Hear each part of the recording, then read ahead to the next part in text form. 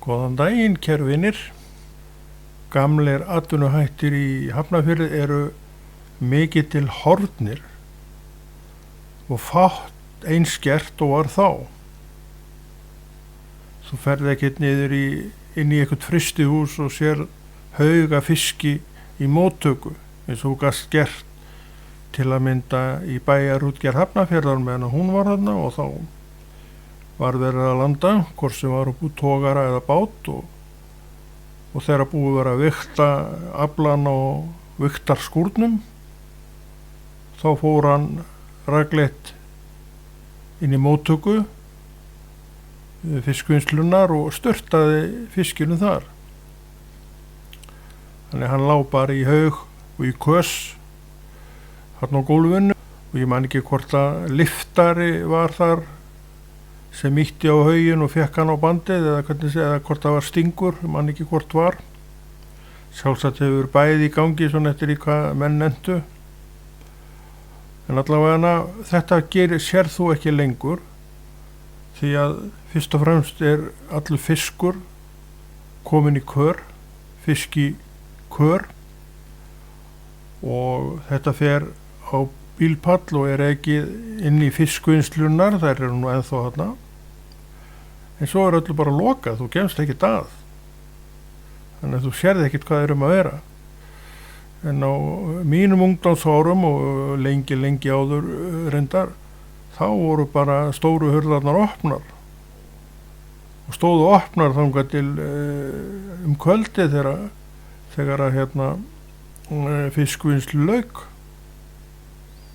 Og þá gáttu hver sem er komið og kíkt inn og góður afli hjá þeim í dag, og nú eða farið yfir á bryggjukantinn og séð þegar var að verið að hífa mál upp úr bát eða togara.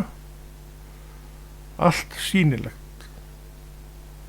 Þú sást þegar að bryggjumaðurinn, svo sem stóð við vörubílana og opnaði trógið sem híft var upp úr tórum og tók í spottan, og þá gusaðist fiskurinn ofan á bílpallinn og var lokað og híft aftur niður í lest og svo kollakolli þangað til síðasti fiskur var komin upp og ætti að ísa. Þá var það gert með vörubílum og væru það Hafnarfjarðartogara, bæjarútgerðartogarar, og þá var stutt fyrir þá að fara, því að vélin var við enda bæjarútgerðarinnar og þeir bökkuðu þar vörubílarnir, og svo var sníl settur á stað og hermanna inn í ísklefanum að moka og höggva og mylja ísinn ofan í snílinn, og svo rann þetta allt saman á vörubílspall. Þangað til vörubílspallinn tók ekki meira, og þó fór hann yfir á bryggjukantinn, þar sem að ísnum var síðan sturtað og hann settur niður í lest, og þar voru menn sem að arinsverðu ísnum inn í stíurnar eins og þurfti. Þetta var ákveðið skipulag á ísingunni. En þetta er allt í horfi í dag, fyrir utan það auðvitað að flest þessi skip nú bara með sína eigin ísvél, og líklega aflagður siður að vera með ís í landi sem kemur á borð, þó það megi vel vera. En ég held að flestir þessi togarar, ísfisktogarar, þeir framleiði bara sinn ís út á sjó, og þegar ég er á skuttogarunum á milli 78-10, og þá var í sumum af þessum skipum, ekki öllum, ísvél, og mönnum þótti það nú bara býsna þægilegt. En það sem við erum að sjá núna og það sem var gjörbreytt, því að þú í raun sérð ekki neitt. Þú sérð þannig varla að menn megi koma orðið niður á þessar bryggjur. Þetta allt saman í meira og minna í lokuðu rými í dag, og þú ferð ekki þar nema með leyfi hafnar og varða, og strangt til tekið, og menn sé nú kannski að hlaupa undan þessu, að þá eiga þessi lið nú að vera lokuð. en hafnarverði í góðmennsku sinni finnst nú kannski óþarfi að stoppa alla umferð og menn fá svona aka bryggjuna. En í raun og veru strangt til tekið þá það bannað. En menn svona ekki alveg komnir inn á það að virða þessi lög nema endurum og sinnum ef að kemur farþegarskip í hafnarverði þá þessum hliðum öllum lokað og farþegar borð fara í gegnum ákveði hlið þar sem tekkað á þeim sem að fara borð. Svona var þetta ekki þegar ég var strákur í Hafnarfirði. Svona var þetta ekki þegar maður stundum fór inn í Hellisgerði.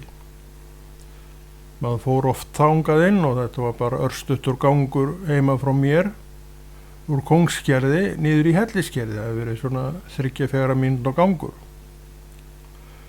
Einnig það gjörbreytt því að meðfram Hellisgötu í átt að Reykjavíkurvegi var steingirðing, svona, hvað segir maður, þetta var svona bitagirðing einhver úr steinsteypu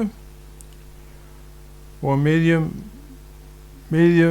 Hellisgötu var járnhlið og meiri stöplar þar sem að járnið þar sem að hliðið hékk í og þar fór maður í gegn, værið opið sem ekki var alltaf, en værið opið þá fór maður þar í gegn og þar yfir og gat þá farið allan garðinn eins og maður vildi, en væri lokað og læst hliðið í raun og veru þá máttur ekki koma inn.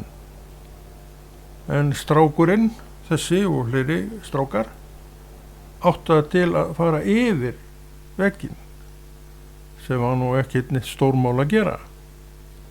Með öðrum orðum að stelast inn í garðinn. Og svo sem gerði maður alltaf annars slagið. En Hellisgerði, þetta var svolítið merkilegt verkfæri, þetta Hellisgerði. Það í miðbæ Hafnarfjarðar, telst til miðbæjar Hafnarfjarðar og afmarkast af raun og veru 3 götum. Á ofanverðu það Skúlaskeið, meðfram Reykjavíkurvegur, brekkan, þú kannski manst eftir henni og kannast við hana, og svo Hellisgötu. Þessar götur 3 loka af garði sem heitir Hellisgerði. Skúlaskeiði liggur í boga meðfram garðinum að hvað norðanverðu, ætli það ekki? Jú, líklega norðanverðu, og hinar 2 klára girðinguna með vegunum. En þessi steinsteypta girðing, hún að hluta til eftir Hellisgötu. Það voru annars konar girðingar við Skúlaskeiði og engar til að byrja með, en svo kom einhver steinsteyptur kantur meðfram Skúlaskeiði og ofan í þennan kant reknir staurar sem að einhverju strengir voru settir á. Mér minnir að meðfram Reykjavíkurvegi hafi nú verið einhver virnetsgirðing og með hliði á.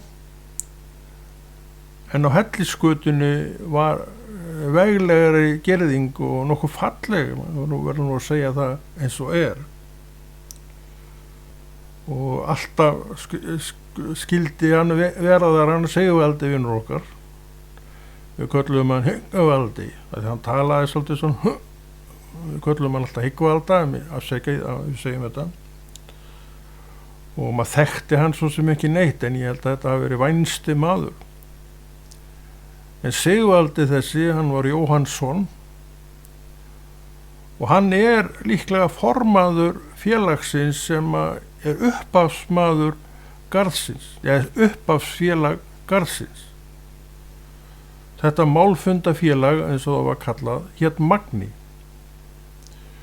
Og það stofnað 4. desember 1920. og þetta félag Magni er sem sagt félagið sem að hefur vinnu þarna, er úthlutað svæði þar sem Hellisgerði er núna og byrjar gróðursetningu. Þannig þetta voru svona hugsjónamenn og miklir ágætismenn sem að stofnuðu þetta með það eitti að markmiði að búa til í Hafnarfirði skrúðgarð. Hvort markmiðið hafi verið að láta bæinn síðan fá þetta skal ósagt látið, og líklega hafa menn nú ekki verið með pælingar það þegar að þeir eru að fæða þetta allt fram, svona leyfa bara framvindunni þá að lýsa sér sjálfri. En frumkvöðlar Magna, málfunda félagsins Magna, eru Þorleifur Jónsson forstjóri og Valdimar Long bóksali. Bókabúð Valdimar Longs, við munum eftir henni á Strandgötu. Hvort bókabúðin sé ennþá til veit ég ekki, má vel vera, en ég held ekki. Önnur bókabúð var einnig á Strandgötu, bókabúð Böðvars, var þar sem að skiphóll var seinna eða á því svæði, það er búið að rífa þetta allt, en bókabúð Böðvars fluttist upp á Reykjavíkurveg, en hvort hún er til ennþá veit ég ekki, en ég leyfi mér að efast þetta kemur allt og fer, þú getur vel verið að svo sé. En frumkvöðlar Magna sem að stofna Hellisgerði og fá reitin úthlutaðan sem heitir Hellisgerði eru sem sagt Þorleifur Jónsson forstjóri og Valdimar Long bóksali. Ég veit engin deili á þessum Þorleifi Jónssoni forstjóra, en maður svo sem þekkti Valdimar Long bóksali ekki neitt, og getur verið að maður muni eftir honum í Hafnarfirði og hann í búðinni þá sem gömlum manni. En hann er allavega stofnandi, einn af stofnundum Magna, málfundafélagsins Magna, og báðir þessi menn, Þorleifur Jónsson og Valdimar Long, eru aðfluttir. Hvað þeir koma er ég ekki alveg viss, en þeir eru aðfluttir. Og þeir, hér góðra manna, eða allavega, ég veit ekki hvort það voru margra konur í þessu félagi. Ég held reyndar að þær hafi komið seinna, en til að byrja með held ég að þær séu ekki með, en þær margar eru náttúrulega alveg flinkir garðræktendur og hafa nú sýnt það í gegnum tíðina, þannig að þær hefðu örugglega allavega geta alveg verið þarna og lagt margt gott til mála. En ég held að þetta hafi svona verið kalladæmi eitthvað, og það var nú oft þannig að annarkvort voru þetta kallafélög eða kvenfélög. Það var nú bara svoleiðis, hvað sem menn hafa þau ósköp öll að segja. Þarna sem sagt hefst þetta dæmi, þetta ævintýri, segi ég, með þennan ágæta skrúðgarð sem Hellisgerði heitir.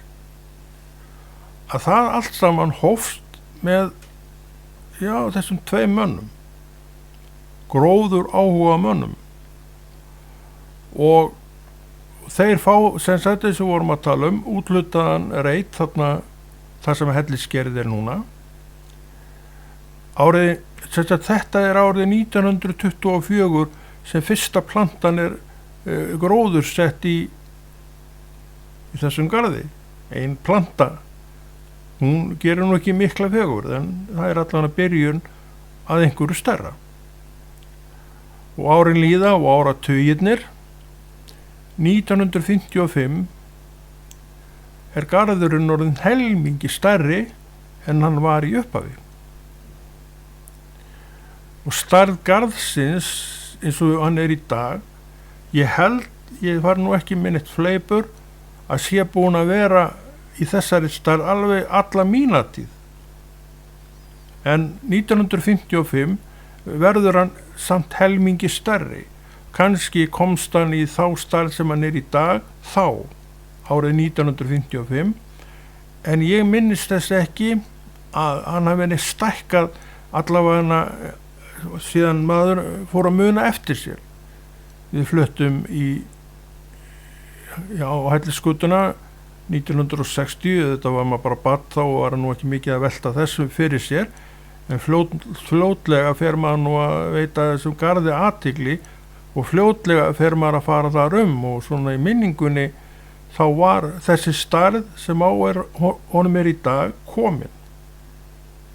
En hann var ekki svona stór til að byrja, en stækkar helming 1955 og ef hann hefur bara stækkað tvisvar sinnum, má segja að spildan sem að þeim úthlutað magnamönnum 1924 var það ekki? 24, já. Hann verið svona nokkuð stór því að garðurinn þetta er ekkit lítill garður en fráleitt stór garður ef við förum út í heim og þar þetta allt svo stórt, tala ekki Ameríku, það allt stæðst þar. Þannig að þeir myndu nú bara kalla þetta frímerki, Hellisgerði okkar. En þeir sem að þekkja til Hellisgerðis, eins og maður gerði sjálfur, og var ofta þvælast þarna labbaðnum eða stelast yfir garðinn og kasta snjó og vera mæsli og læti inn í garðinum, við gerðum þannig stundum og þá var engi Sigvaldi til að stoppa okkur. Það var engin garðvinna þarna á veturna, þannig að það var engin til þess að reka okkur út. En ef kallinn þetta var góðu kall, þá sátti þess að við værum ekki lengur. Við reynum, hörgaði mig ekki verið börnuð okkur og við hlupum alveg eins og lafrættir hundar og út og letum ekki sjá okkur þangað til kjarkurinn var komin aftur, þá kannski skriðum við yfir garðinn, yfir girðinguna til að leika okkur og svona þetta var flott svæði til að leika sér í, heldur betur maður bóaleikirnin, það var hvergi betra að vera í bóaleika þarna. Öll þessi tré sem ættu að skýla sér á bakvið og þau öll ósköp. En hann svona stoppaði þetta svolítið. Ég segi þetta svona að því að svona töluðum við blessaðan mannin. En Sigvaldagrey þekkti aldrei neitt og mann aldrei eftir því að hafa neitt talað við hann þannig, þetta var náttúrulega þegar ég þarna, þá Sigvaldi blessaður orðinn gamall maður og ég man aldrei eftir honum nema sem gömlum manni. En 1924, hann eitt stofnandi magna, þá hann auðvitað ungur myndarlegu maður. En hann verður sem sagt formaður félagsins, já, hvernig var það? Ég man ekki hvernig það ver. En hann verður 40-50 allavega nokkur áratugum eftir stofnunina, þá verður Sigvaldi Jóhannsson formaður. Þetta voru góði tímar, mjög góði tímar og margt að vera og allt í seilingar fjallað. Ævintýra heimar hver og eftir öðrum voru í seilingar fjallað og mörg voru svæðin sem umbreyttust í okkar veru og veruleika í ævintýra heim. Það voru þarna, Hellisgerði hraun, man ekki hvort það voru einhverjir hellar í Hellisgerði, en sjálfsagt hafa þeir verið, ég man nú ekki eftir neinum sérstökum, en þarna í Hellisgerði, mér skilst og held að Jónsmessu hátíðir hafi oft verið haldnar eða kannski hverju ári ykkur staðar í Hafnarfirði og ég held að þær séu ekkert að byrja þegar þær fara inn í Hellisgerði. En Jónsmessu hátíðirnar virðast hafa verið nokkuð vinsælar í bænum og það sem sagt 1936, 12 árum eftir að Magni sem sagt gróðursetur sína fyrstu jurt í Hellisgerði sem að menn telja orðið óhætt að vera í Hellisgerði með þessa Jónsmessu hátíð. Þeir voru náttúrulega með viðkoman gróður og mjög mikið af mannsfótum arkandum svæði gætu þetta raska þessu öllu saman og hindra að það yrði neitt úr þessum garði, þannig að menn vildu vera með vaði fyrir neðan sig og hleypa ekki inn fyrir heldur en að það allt saman væri tryggt. Og 1936 sem sagt telja þeir að þetta sé orðið óhætt og þeir hleypa fjölmenni inn í Hellisgerði og halda Jónsmessu gleði. Jónsmessu gleðin var leið fyrir Hellisgerði fjáröflunar leið. Ég held að menn hafi greitt gjald fyrir að koma inn og svo var þetta að kaupa þarna ýmsa muni sem allir runnu til starfsins, svona starf eins og Magni að reka á þessum árum. Þetta kostar peninga þó enginn sem þar var þæði laun. Hvort einhverjir þáðu laun einhvern tíman veit ég ekki, ég held reyndar að það hafi verið, en til að byrja með eru allir launalausir og bjóða sína vinnu fram í sjálfboða vinnu. Og það nú merkilegt með þessa sjálfboðaliða vinnu að hún í raun krefur okkur vinnu framlags. Ef að ég býð þér fram, mér sjálfa mig fram sem sjálfboðaliða, þá ég í raun að taka að mér ákveði verkefni sem þú ert með og á þess að þiggja fyrir laun. Það er sjálfboðaliðsvinna og það er einhvað, þú býður þitt fram, ert í raun að skuldbunda þig rétt eins og væri ef þú fengir launaða vinnu. Það er í raun strangt til tekið engin munur á þessu. Og hefði þessir ágætu sjálfboðaliðar sem að voru upphafsmenn Magna ekki komið, ekki mætt, ekki gert það sem þeir ætluðu að gera sem þá sjálfboðaliðar, þá hefði aldrei orðið neitt af neinu þarna. Og þá væri við ekki í dag með þetta glæsilega Hellisgerði sem enn er að gleðja mann og annan sem að þangað kemur. Og það er nú bara þannig með þetta ágæta Hellisgerði, þó ekki sé þetta neitt svakalega stórt svæði, þá er það þannig að þetta er viss ævintýra heimur að vera inni. Það held ég að allir upplifi sem á annar borð koma þar við. Ég gerði það og ég er ábyggilega ekkert svo eini sem að segi þá sögu. En eins og við vorum að tala þá hófst þetta dæmi 1924 líklega þó vorið. Já, líklega vorið, menn að hún var alltaf verið að gera neitt þarna í þessum garði á meðan að frost var í jörðu, þannig að það hlýtur hafi verið vorið 1924. Og þetta heldur áfram og við sem guttar erum áfram að koma þarna við og í gegnum játliðið sem var nú alltaf opið allavega helgar. Ég held að hún kannski ekki verið opið alla dag, en allavega helgar var þetta opið og maður gengur í gegnum þetta æðislega hlið sem var opið sem annar helmingurinn var opinn á, hinn var lokaður og þá blasti við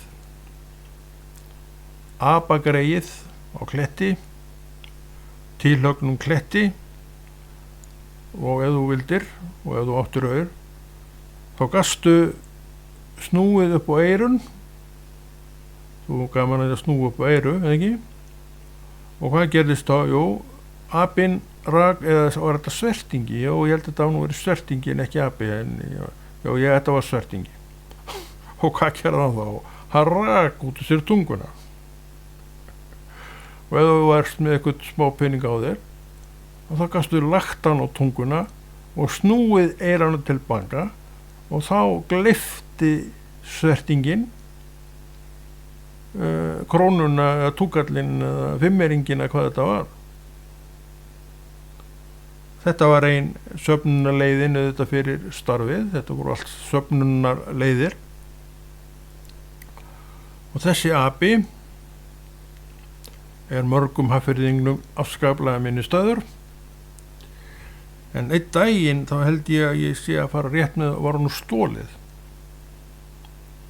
hvort ykkur felldi tár yfir að apinn eða svertingin var horfin veit ég ekki, það gætu vel verið því að við vitum aldrei hversu djúpar tilfinningar fylgja einum öðrum hlut en sjálfsagt hefur þetta grey haft eitthvað tilfinningalegt gildi fyrir í það minnsta einhvern en allavega hann hvarf og ég held en þetta veit maður ekki allt að hann hafði aldrei komið fram eftir þetta þráttur nokkra leit hvaða ég man ekki eftir að hafa verið neitt gert annað ég held að stallurinn sem að þessi ágæti svertingjahaus var á hann var bara auður áfram ég held að hann á nú bara verið þarna áfram og er jafnvel þarna enn já ég held að sé þarna enn en svo líður og býður og Hellisgerði náttúrulega því viðhaldið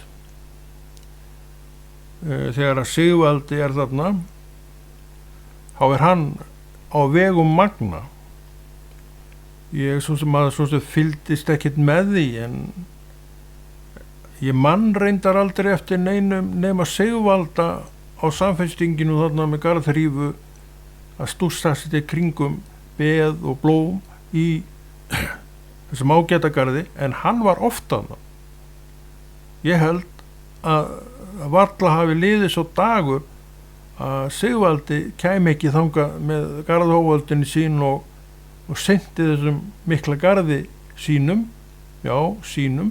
hann var náttúrulega einn frumkvöðlinn að þessu og hélt honum við og í því horfi að það gleddi augu fólks, manna og kvenna sem komu hann var ég held að lengst af hafi hann verið sjálfboðaliði hvað hann gerði annað þekki ég ekki eins og ég segi ég þekkti þennan mann eiginlega ekki neitt og ég man aldrei eftir því að hafa neitt talað við hann en hann svo með ekki vera þarna niður verða að fara út ég held að það var Einar sem hann sagði við okkur og við hann og við bara hann sá undir iljarnar á okkur og við flugum yfir hérna vegginn aftur í hináttina og hlöpum sem fætur tóguðu út Hellisgötu og líklega heim til mín í Kóngskirkju eins og við vorum líka að tala þannig til svona kjarkunum kom aftur þá fórum við aðra ferð en allir við höfum nú ekki verið svona eitthvað spertari á vetrardögum í myrkrinu þegar snjóru var yfir og frost því að þá vissum við auðvitað að það fyrir nú engin í neina gróður vinnu þegar svoleiðis er já, þetta voru skemmtilegi tímar alveg sérstaklega skemmtilegi tímar það held ég að ég verði að segja en eins og líka og þú veist og við vitum að þá er Hafnarfjörður eða þá er Hellisgerð enn á sínum stað en ekki lengur í eigu Magna málfundafélagsins Magna heldur er Hafnarfjarðarbær eigandi garðsins og ábyrgist hann og framkvæmd hans og allt saman það og ég verð nú að segja það að ég held nú að menn séu sammála því að þessi garður er nú svona ákveðin stíll yfir honum og eyðileggjan það er endalaust hægt að deila það en ég man eftir til að mynda hringlaga brunninum sem að strákurinn stóð í miðjum garði og meig þessi lifandi súskup hann bara meig og ég veit ekki hvort hann er enn að míga í brunnin ég veit ekki en hann gerði það á þessum árum og stóð þarna með eitthvað í höndunum og svo sprengdi hann bara út í loftið þetta muna allir eftir jú, er hann ekki að þá þarna sprengjandi út í loftið þessi gutti, ég held það en brunnurinn orðið svolítið öðruvísi. En eins og ég segi líka, þetta allt sama smekksatriði. Einum finnst þetta, öðrum finnst hitt. Og þannig verður þetta alltaf, en aðalatriði samt með hellisgerði, þessa æskuslóðir mínar, að þær eru þarna. Og þetta í raun og veru bæjarprýði Hafnarfjarðar eins og það hefur alltaf verið, eða frá því 1924 þegar fyrsta blómið kom þarna niður í einhvers staðar á milli steina í raunkantinum, og síðan var allt þetta til sem að gerði hellisgerði að hellisgerði. Þannig að Málfundafélagi Magni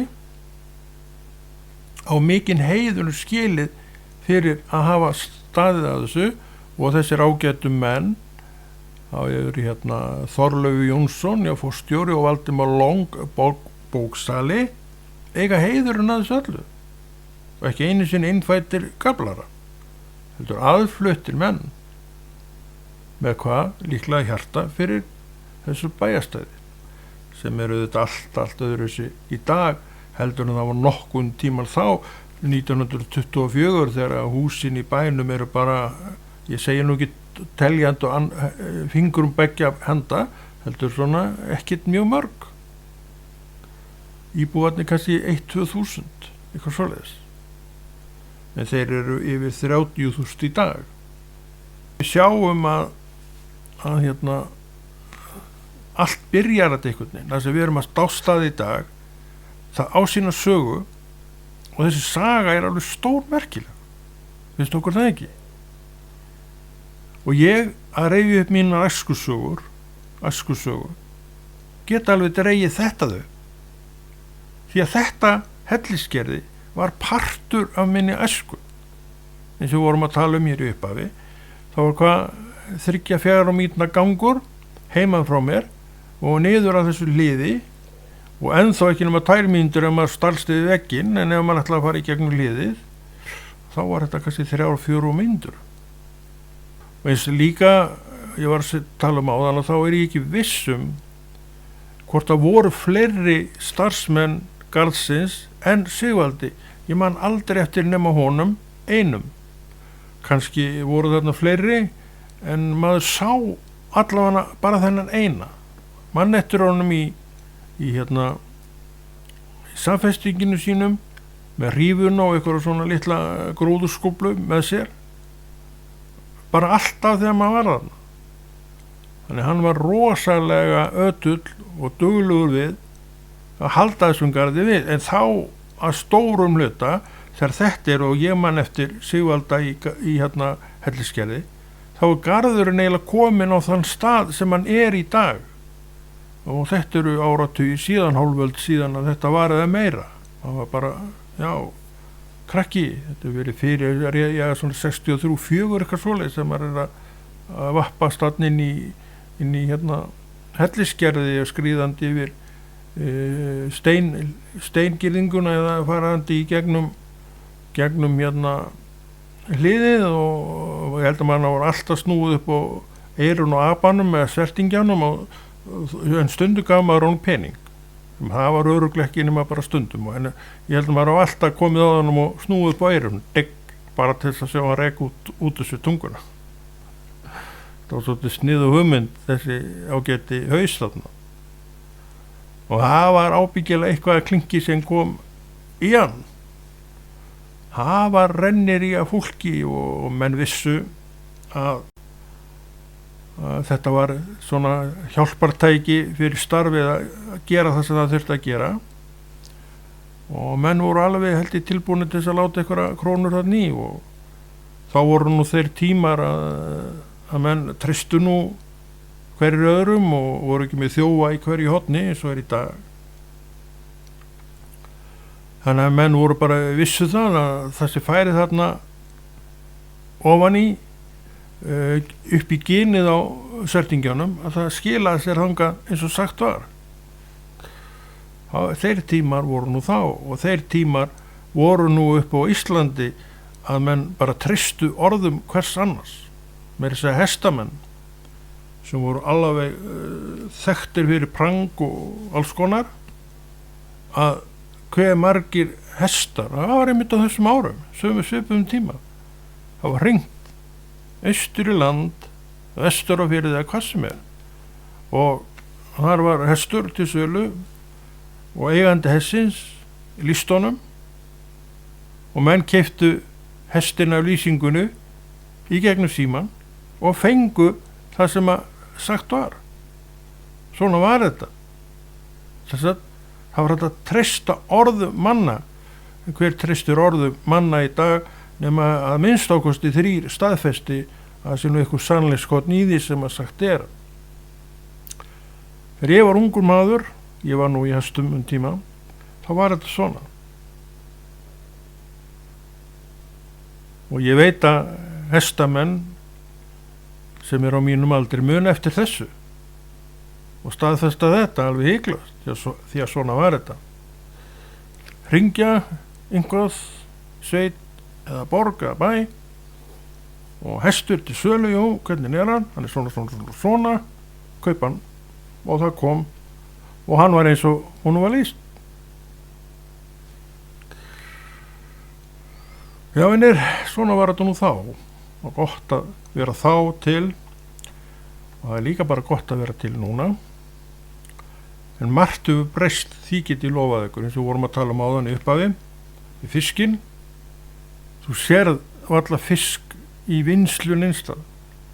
En þegar ég er krakki, fyrir á bæjarútgerð, kík inn í móttöku bæjarútgerðarinn, sé haug af þorski og karfa og öllu, vegna þess að þetta var allt opið. Og svo var þetta hrósrakur, það kom bílar að bakka bíl með fisk og maður að bakka steigti hliður og svo kom bílinn inn hurðina og svo lyfti hann pallinum og það gusaðist aftur á honum þar sem á pallinu var og þetta sá maður allt með sínum eigin augum. En takk fyrir mig í dag og við sjáumst.